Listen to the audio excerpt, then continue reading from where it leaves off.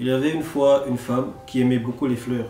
Et malheureusement, elle qui voulait en avoir chaque jour, elle ne pouvait pas en avoir chaque jour parce que très souvent elle allait chez le vendeur et des fois elle trouvait que le vendeur n'en avait plus parce que d'autres personnes étaient passées par là, avaient tout acheté. Des fois, plusieurs fois elle arrivait chez le vendeur et trouvait qu'il n'y avait pas les plantes qu'elle aimait. Elle devait prendre des petits trucs comme ça, elle ramassait tout ce qui restait et tout. Et carrément, la plupart des fois, elle n'en avait pas. Et ça l'embêtait beaucoup parce que c'est les fleurs fans, tu vois, les fleurs fans, elle aimait décorer sa maison avec les fleurs et plusieurs fois elle n'avait pas de plantes chez elle, elle était triste, ça l'énervait.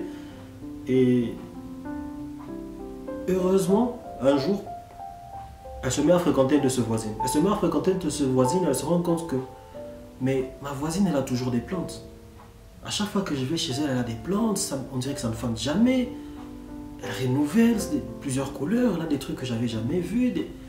Qu'est-ce qui se passe? Et elle prend le courage, elle demande à sa voisine, comment tu fais? Comment ça se fait que tu as toujours des belles plantes? Elles ne fanent jamais, patati, patata, tu vois, moi aussi j'aime beaucoup les plantes, et ci et ça. Et sa voisine l'écoute, elle lui dit, je te comprends, tu en parles comme si c'est quelque chose d'impossible et tout, mais c'est pas le cas. Tout ce que tu as à faire, c'est accepter quelques petits efforts. Parce que moi, pour avoir des plantes en permanence, j'accepte de faire quelques petits efforts. C'est-à-dire, 1. Je cherche les plantes qui produisent ces fleurs. 2. Je les plante, j'en prends soin, je les arrose chaque jour.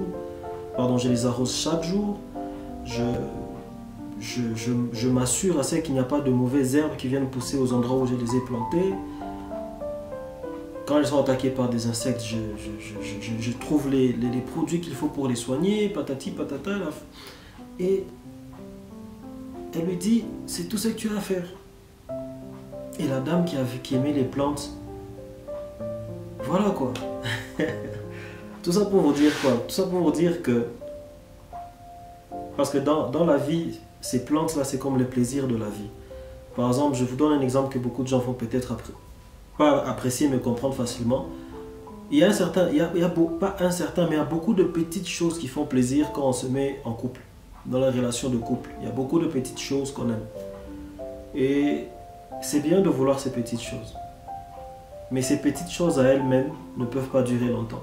Elles vont faner, il va falloir que d'autres viennent. Pour que ces choses soient là en permanence, il faut prendre soin de la plante qui produit ces choses-là. C'est-à-dire, dans les relations de couple, ça peut être cette relation d'amour. Comment prendre soin de cet amour? Comment l'arroser chaque jour? Comment s'arranger à ce que des mauvaises choses ne viennent pas, voilà quoi, entrer dans les racines et se battre avec ce qui fait que ces racines, les racines de cet amour soient solides. Très important. Donc, en cette année 2024, réfléchissez aux choses qui vous font plaisir. Et si elles sont bonnes, si ce sont des choses qui apportent quelque chose de constructif dans vos vies, demandez-vous qu'est-ce qui est à la source de ces choses et comment prendre soin de cette source-là. Force à vous, force à toi et paix et abondance surtout. Paix et abondance surtout.